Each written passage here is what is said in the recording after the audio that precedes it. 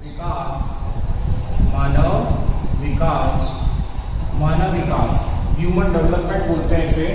और मानव विकास है क्या? मानव विकास की अवधारणा प्रतिपादित की मानव और विकास यानी कि मानव का विकास किस प्रकार से होता है, क्या क्या उसमें महत्वपूर्ण पहलू है, उन सबका यहाँ आप अध्ययन करेंगे। ठीक है, तो मानव विकास के बारे में इसमें आप समझेंगे, ह्यूमन डेवलपमेंट क्या होता है ये समझेंगे। ठीक है, अब इसमें आप देखें हैं तो मानव विकास की अवधारणा का प्रतिपादन जो है डॉक्टर महबूब उल हक ने किया था। किसने किया था? डॉक्टर महबूब उल हक। ये कहाँ के थे? ये पाकिस्तान के थे। कहाँ के थे? पाकिस्तानी थे, डॉक्टर महबूब उल हक। ठीक है, यहाँ देखेंगे डॉक्टर महबूब उल हक कहाँ के थे? पाकिस्तान के थे। ये अर्थशास्त्री थे और इनके साथ एक इनके मित्र और थे, प्रोफेसर अमर्त्य सेन। कौन थे? प्रोफेसर अमर्त्य सेन। ये भारतीय थे। कहाँ के थे? ये भारतीय थे। इन दोनों ने, ये दोनों अर्थशास्त्री थे, दोनों अर्थशास्त्री थे और दोनों मित्र भी थे। इन्होंने दक्षिणी एशियाई देश यानी भारत के रहने वाले और पाकिस्तान के रहने वाले, इन दोनों ने प्रथम बार विश्व में मानव विकास की अवधारणा का प्रतिपादन किया था। क्या किया था? मानव विकास की अवधारणा का प्रतिपादन किया। इन्होंने लोगों से मानव विकास का वर्णन किया, लोगों में मानव विकास के वर्णन को बताया जो लोगों के विकल्पों में वृद्धि करता है। मानव विकास से अभिप्राय क्या है? विकास से अभिप्राय इन्होंने क्या रखा कि मानव या लोगों के विकल्पों में वृद्धि, मानव के विकल्पों में वृद्धि मानव विकास है। क्या है? मानव विकास है, ऐसा इन्होंने कहा और समझाया कि लोगों के विकल्पों में वृद्धि। अब विकल्पों में वृद्धि कैसे होगी कि एक तो एजुकेटेड या पढ़ा लिखा है, ठीक है, एजुकेटेड है, एक अनएजुकेटेड है। ठीक है, क्या है? एक तो एजुकेटेड है और एक अनएजुकेटेड है, शिक्षित नहीं है। तो विकल्प किसके पास ज्यादा होंगे? एजुकेटेड जो शिक्षित व्यक्ति है उसके पास विकल्प ज्यादा होंगे। वो स्वयं का रोजगार भी कर सकता है, प्राइवेट नौकरी भी कर सकता है, सरकारी नौकरी भी कर सकता है, पढ़ा लिखा है, कृषि भी कर सकता है, या और भी बहुत से कार्य हैं जो ये एजुकेटेड पर्सन कर सकता है। लेकिन ये जो अनएजुकेटेड पर्सन है ये क्या कर सकता है? ये मजदूरी करेगा उसके, यानी कि शारीरिक श्रम कर पाएगा। बस क्या कर पाएगा? शारीरिक श्रम कर सकता है, इसके अलावा कुछ नहीं कर पाएगा। इसलिए विकल्प किसके पास ज्यादा है? शिक्षित व्यक्ति के पास। इसीलिए कहा गया कि मानव के विकल्पों में वृद्धि ही मानव विकास है। और मानव का विकास कब होगा? जब वो शिक्षित होगा। क्या होगा? जब वो शिक्षित होगा तो उसके विकल्पों में वृद्धि होगी, और विकल्पों में वृद्धि होगी तो उसका सुधार, जीवन का स्तर भी सुधरेगा। विकल्पों में वृद्धि होने से उनके जीवन स्तर में सुधार आता है। ठीक है, लोगों के विकल्पों में वृद्धि के लिए स्वास्थ्य, शिक्षा और संसाधनों तक पहुंच। स्वास्थ्य, सबसे पहली बात स्वस्थ होगा, स्वास्थ्य, शिक्षा मिलेगी तो संसाधनों तक पहुंच बढ़ेगी। क्या होगा? रोजगार मिलेगा। भाई स्वस्थ होंगे व्यक्ति तो शिक्षा भी प्राप्त करेंगे, रोजगार भी प्राप्त करेंगे, संसाधनों तक पहुंच भी होगी, और संसाधनों तक पहुंच उनकी क्षमताओं का निर्माण करेगी और यही क्षमता विकास करेगी। ठीक है, स्वास्थ्य, एक स्वस्थ व्यक्ति शिक्षित, सही शिक्षा ग्रहण कर सकता है, रोजगार प्राप्त कर सकता है, संसाधनों की प्राप्ति कर सकता है और अपना विकास कर सकता है। कौन? एक शिक्षित व्यक्ति। आगे इसमें कहा गया कि मानव विकास जो है ये इसके 4 स्तंभ हैं। क्या है इसके? 4 स्तंभ। यही दिया गया चैप्टर में। मानव विकास के 4 स्तंभ बताए गए हैं। वो 4 स्तंभ कौन कौन से हैं? तो पहला देखें हम समता। क्या है? समता। दूसरा सतत पोषणीयता, सतत पोषणीयता।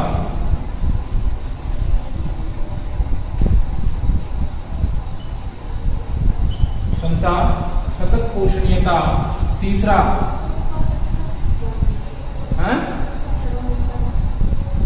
उत्पादन, और चौथा है सशक्तिकरण।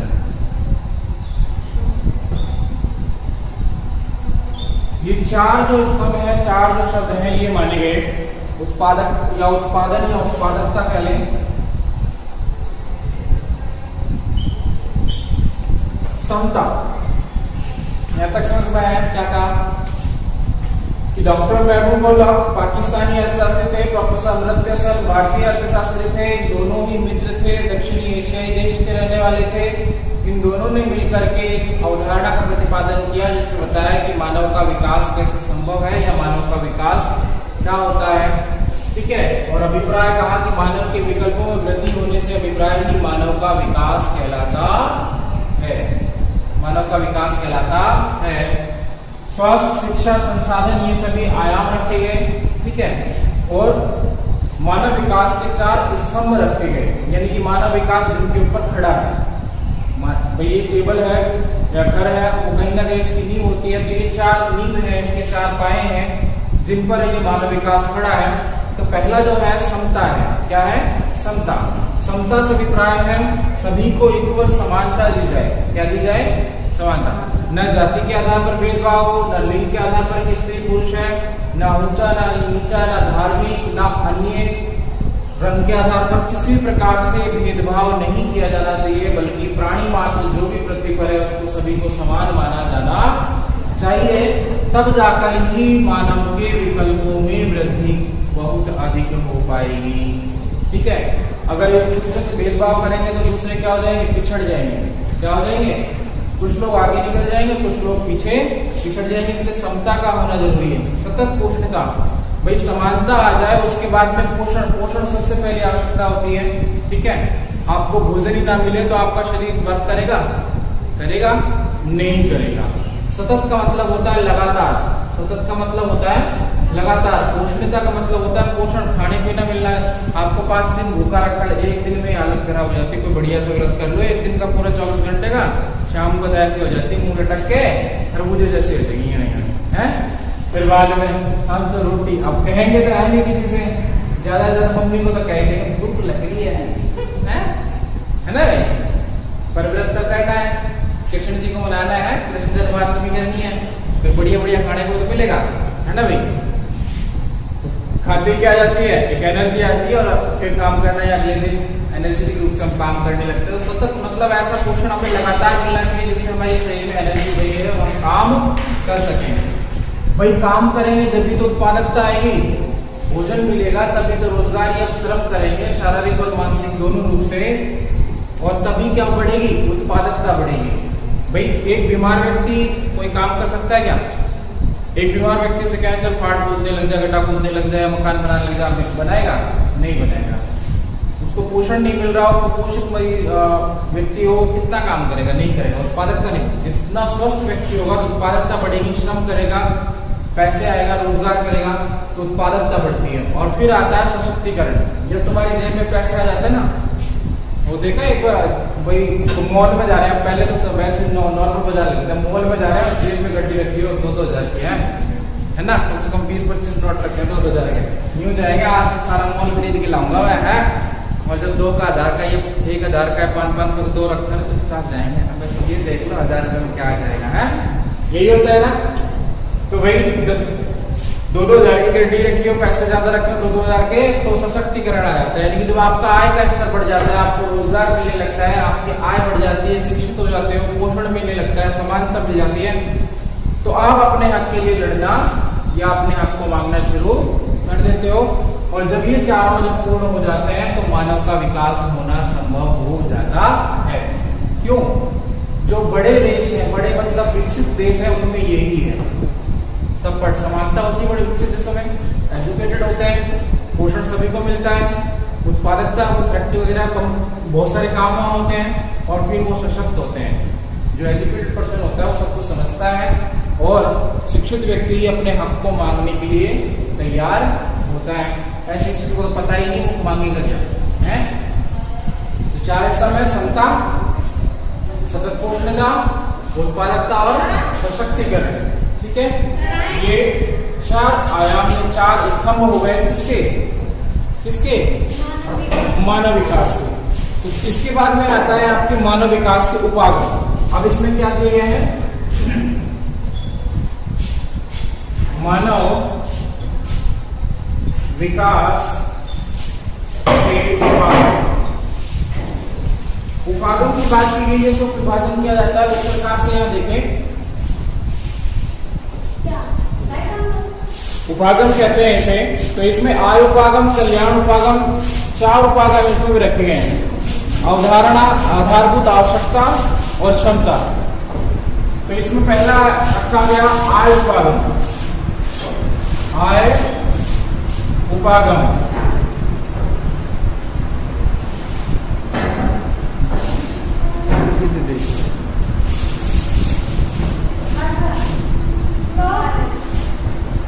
आय उपागम, और दूसरा रखा गया कल्याण उपागम। कौन सा है, कल्याण उपागम। अब आय उपागम, आय क्या होती है, इनकम होती है। आय क्या होती है, इनकम होती है। आय ये मानव विकास में सबसे पुराने उपागमों में से एक है, जिसमें मानव विकास को आय के साथ जोड़कर देखा जाता है। मानव का विकास कब होगा, जब उसको आय होगी। आय का मतलब उसके पास पैसा आएगा, वो रोजगार करेगा। पहले तो भाई समानता चाहिए, फिर पोषण चाहिए, फिर वो उत्पादन करेगा, और फिर तब जाकर उसके पास क्या आएगा, पैसा आएगा। ठीक है, अभी तुम पढ़ोगे, पढ़ करके नौकरी लगोगे, तब जाकर के तुम्हारे पास पैसा आएगा। चाहे प्राइवेट करो चाहे गवर्नमेंट करो, तभी तो पैसा आएगा। अभी से पैसा कहाँ आएगा। अब तो बस कोई रिश्तेदार आता है तो 10 रुपए, 20 रुपए, 50 रुपए, 100 रुपए दे जाते हैं पॉकेट मनी, है ना भाई। आय उपागम, उसके बाद आता है कल्याण उपागम। क्या आता है, कल्याण। कल्याण मतलब आप सभी जानते हैं, ये उपागम शिक्षा, स्वास्थ्य और सामाजिक सुरक्षा, शिक्षा, स्वास्थ्य और सामाजिक सुरक्षा साधन व उच्चतर सरकारी व्यय का तर्क देता है। भाई कल्याण कब होगा, जब उसके पास स्वस्थ जीवन होगा, सामाजिक जो व्यवस्थाएं वो सुरक्षित होंगी, आय उसकी अधिक होगी, सुख सुविधाएं होंगी, तब जाकर के उसका क्या होगा, कल्याण होगा। कल्याण के 2 शब्द होते हैं। कल्याण को अगर आप बोले तो 2 शब्द होते हैं। कैसे, कल्याण हो गया, जल्दी बोलो कल्याण, यानी कि अच्छा हो, इसका तो कल्याण हो गया। कल्याण मतलब चौपट हो गया। तो 2 अर्थ निकलते हैं इसके। अगला आता है आधारभूत आवश्यकता उपागम। आधारभूत आवश्यकता उपागम। आधारभूत आवश्यकता आप सभी जानते हैं, हमारी रोटी कपड़ा मकान ये सब क्या है, आधारभूत आवश्यकता है। इस उपागम में हम 6 न्यून आवश्यकताओं के बारे में बात करेंगे। कितनी आवश्यकताएं हैं, 6 न्यून आवश्यकताएं हैं। उनमें सबसे पहले जो आती है स्वस्थ या स्वास्थ्य। हमारा स्वास्थ्य ठीक होना चाहिए। क्या होना चाहिए, हमारा स्वास्थ्य ठीक होना चाहिए, हमें शिक्षा मिलनी चाहिए, हमें भोजन मिलना चाहिए, हमें जलापूर्ति भी होनी चाहिए। बिना पानी के जी सकते हो क्या। तो हमें सबसे पहले स्वस्थ शरीर हो, हमारे पास शिक्षा हो, और हमें भोजन मिले। क्या मिले, हमें भोजन मिले, और क्या मिले, स्वास्थ्य हो, शिक्षा हो, रोजगार मिले, ठीक है, भोजन मिले। ये हमारी मूल आवश्यकताएं होती हैं। क्या होती हैं, मूल आवश्यकताएं होती हैं, जिनके आधार पर हम अपना विकास कर पाते हैं, क्योंकि बिना इन आवश्यकताओं की पूर्ति के हम अपना विकास संभव नहीं है। हम बात करें तो आधारभूत आवश्यकता के बाद इसमें कहा गया कि भाई हमें शिक्षित होना चाहिए, स्वास्थ्य हमारा अच्छा होना चाहिए, भोजन होना चाहिए, जलापूर्ति होनी चाहिए, स्वच्छता और आवास। स्वच्छता और आवास, ये सब हमारी 6 मूलभूत आवश्यकताएं। लेकिन मूल कितनी थी, रोटी कपड़ा और मकान मिल जाए तो इससे भी हमारा काम ठीक है, कुछ दिन तो जी लेंगे। जी लेंगे नहीं जी लेंगे, रोटी तो चाहिए नहीं चाहिए, चाहिए भूखड़ है ना, रोटी तो चाहिए, रोटी खाए बगैर थोड़ी दिखेगी तुम्हारी। क्षमता उपागम, अगला कौन सा आता है, क्षमता उपागम। क्षमता उपागम की बात करें, क्षमता मतलब एबिलिटी की बात करें,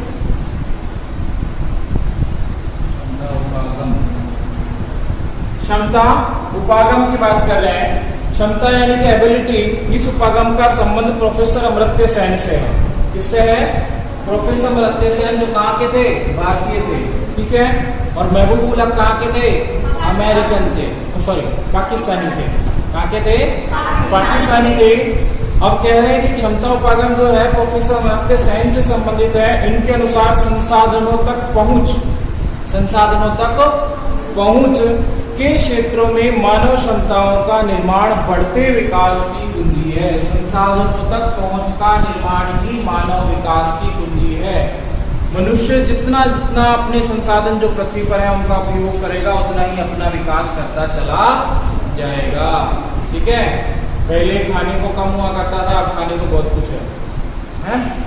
क्योंकि धीरे धीरे मनुष्य ने अपनी बुद्धि का विकास किया, बुद्धि और क्षमता के आधार पर इन सभी संसाधनों का प्रयोग करना शुरू कर दिया। पहले झोपड़ियां बनाता था, बस जो जंगलों में फूले लकड़ियां मिलती थी उनसे झोपड़ियां बनाकर मिट्टी पत्थर गोबर से रह लेता था, वही बना के। लेकिन अब तो आलीशान कांच के मार्बल लगा रखा है, टाइल लगा रखी है, कटई चमक रहा कांच की तरह। तो ये सब क्या है? पृथ्वी ने पदार्थ कहीं और से थोड़ा ऊपर से थोड़ी आया है, सब पृथ्वी में था। बुद्धि का विकास हुआ, समझने लगे, ये इस उपयोग में आएगा और उसका उपयोग लेने लगे, ठीक है। अगला जो आता है इसमें मानव विकास का मापन। अगला क्या आता है? अगला टॉपिक है आपके मानव विकास का मापन। मानव विकास का मापन करना है तो इसके लिए प्रोफेसर अमर्त्य सेन और डॉक्टर महबूब उल हक ने एक टेबल बनाई और उसे कहा गया HDI। मापन कैसे करें? तो मानव विकास का मापन, मानव विकास सूचकांक। अब सूचकांक ये क्या है? शिक्षा तथा संसाधनों तक पहुंच के संदर्भ में मापा जाता है। शिक्षा तथा संसाधनों तक पहुंच के संदर्भ में प्रोफेसर अमर्त्य सेन ने कहा कि शिक्षा तक पहुंचो, संसाधनों तक पहुंचो, रोजगार मिल जाए, खाने को मिल जाए, समानता मिल जाए, चार उपागम पढ़े आपने, चार, ठीक है, चार स्तंभ पढ़े, तो क्या होगा? मानव का विकास होता ही हो जाएगा। एक सूचकांक, एक टेबल बनाएगी। क्या बनाई गई? एक टेबल बनाई गई। उस टेबल में क्या किया? उसे कहते हैं HDI। क्या बोलते हैं? इंग्लिश में उसको शॉर्ट नेम दिया गया HDI। फुल फॉर्म इसकी बात करें तो ह्यूमन डेवलपमेंट इंडेक्स। H से ह्यूमन, D से डेवलपमेंट, I से इंडेक्स, और इसे हिंदी में बोलते हैं मानव विकास सूचकांक। क्या बोलते हैं? मानव विकास सूचकांक।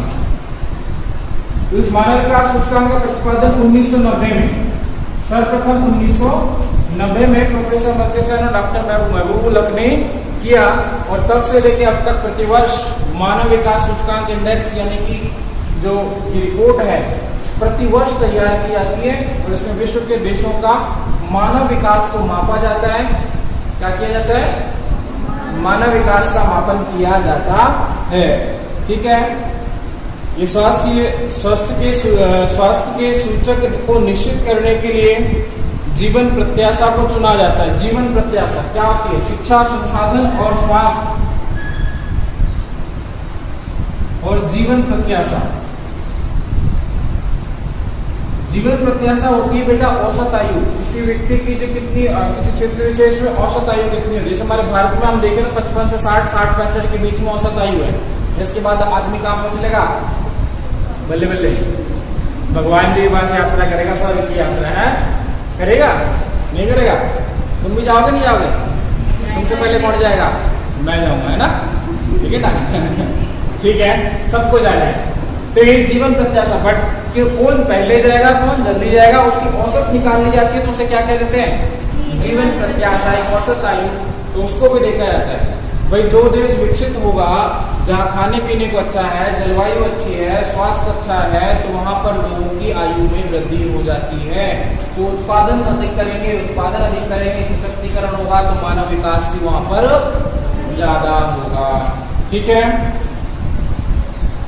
शिक्षा का अभिप्राय प्रौढ़ साक्षरता दर संकलन नामक अनुपात से है। संसाधनों तक पहुंच जो होती है क्रय शक्ति के संदर्भ में मापा जाता है। संसाधन यानी कौन कितना, भाई रोजगार मिलेगा तो पैसे आएंगे तो हम ज्यादा वस्तुएं खरीद पाएंगे।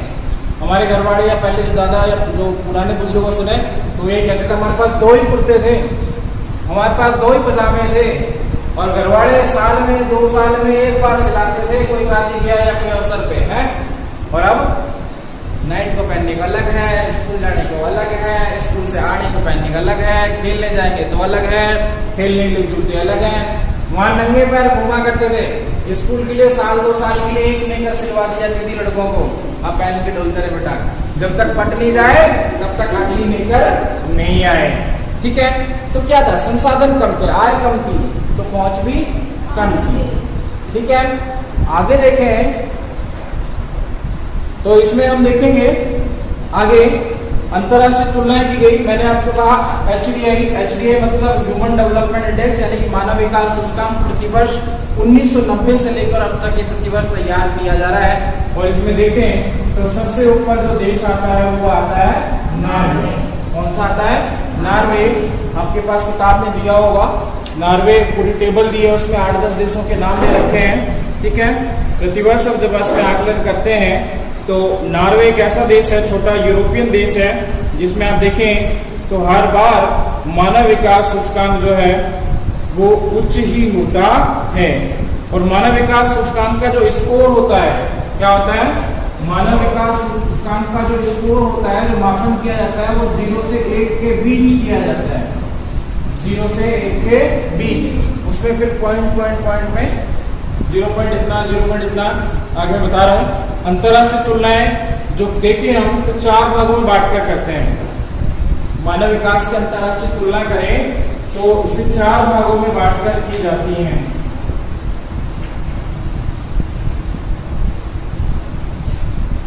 अंतरराष्ट्रीय तुलना करनी है तो 4 भागों में बांटकर करें। 4 भागों में आप देखेंगे कौन कौन से। पहला एक अति उच्च सूचकांक वाले देश। कौन से हैं? अति उच्च सूचकांक वाले देश। ठीक है, इसमें देखो 0 से 1 में अधिकतम स्कोर जो है 0.983 दिया गया है और न्यूनतम दिया गया है 0.268। अंतरराष्ट्रीय तुलना वाला टॉपिक। और यहाँ इसमें आपके 10 नियम दिए हैं कंट्री के, देशों के। ठीक है, इसके अकॉर्डिंग देखते हैं।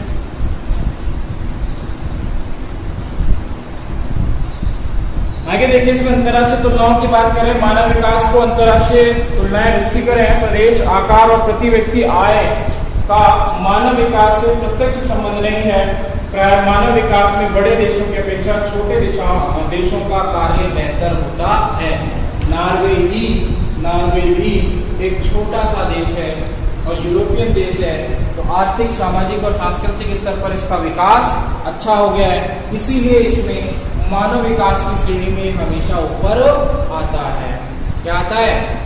मानव विकास की श्रेणी में सबसे ऊपर आता है। ठीक है, स्कोर के आधार पर इन्हें अंतरराष्ट्रीय तुलनाओं के आधार पर इसे 4 भागों में बांटा गया है। कितने भागों में? 4 भागों में। दिख रहा है 4 भागों में बांटा गया है। 4 भाग कौन से? अति उच्च, उच्च, मध्यम, निम्न। अति उच्च, मध्यम और निम्न, इन 4 भागों में बांटा गया है। अब इनका स्कोर निर्धारित किया गया। कितना स्कोर निर्धारित किया गया? जो आपकी नेट टेबल दी गई है, मानव स्रोत दिए हुए हैं, 2018 के हैं ये। ठीक है, कुछ पुरानी बुकें जिनके पास होंगी पहले की, तो वैसे अभी सब बदला है, तो मेरे पास पुरानी बुक है आज से 6-7 साल पहले की, तो उसमें आंकड़े थोड़े कम है। ठीक है, तो इसमें जो होता है आंकड़े देखिए तो 0.800 से ऊपर। अति उच्च में क्या होता है?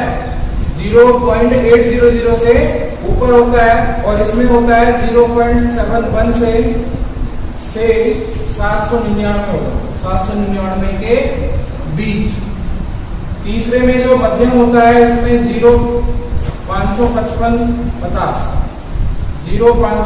से 0.700 के बीच। ठीक है, और इसमें हम देखें तो 0,549 से नीचे। अब इस अति उच्च में जो है आप देखें,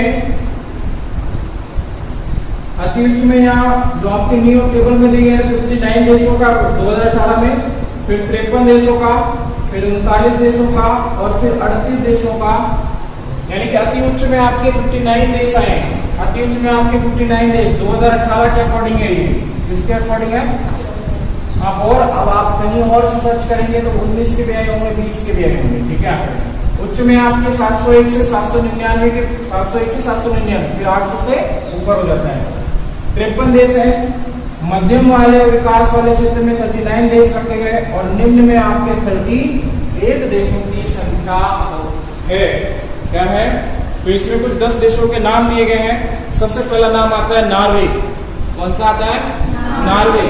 नॉर्वे की जनसंख्या कम है। स्विट्जरलैंड छोटा सा है, ऑस्ट्रेलिया के पास में छोटा स्विट्जरलैंड, ठीक है।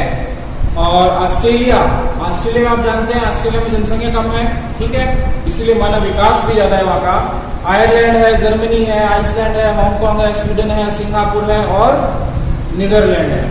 अधिकतर यूरोपियन कंट्री है इसमें, यूरोपियन और ऑस्ट्रेलियन कंट्री, ठीक है।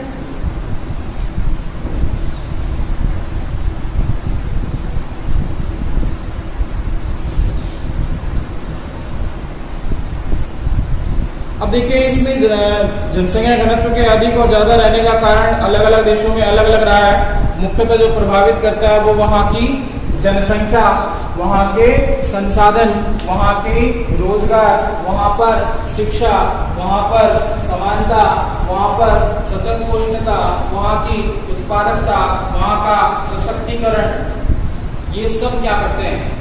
प्रभावित करते हैं। ये सब स्थिति जहाँ उच्च होगी, स्वास्थ्य और शिक्षा और संसाधनों तक पहुंच होगी, वही मानव के विकल्पों में वृद्धि होगी। और मानव के विकल्पों में वृद्धि होगी तो मानव का विकास स्वतः ही हो जाएगा। एक लास्ट इसमें आती है राष्ट्रीय सकल प्रसन्नता। राष्ट्रीय सकल प्रसन्नता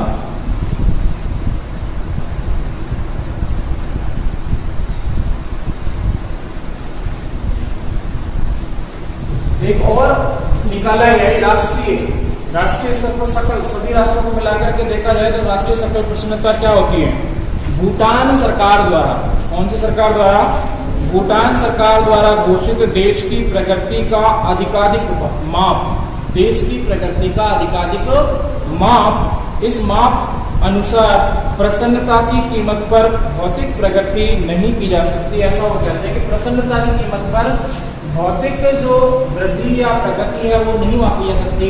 सकल प्रसन्नता की बात की गई। राष्ट्रीय सकल प्रसन्नता से अभिप्राय है कि कौन से देश में लोग कितने ज्यादा खुश रहते हैं, कौन से देश में लोग कितने ज्यादा खुश रहते हैं, उसे राष्ट्रीय सकल प्रसन्नता के अंतर्गत मापा जाता है। ठीक है, तो दिक्कत ये पूरा चैप्टर लेसन नंबर 4 जो है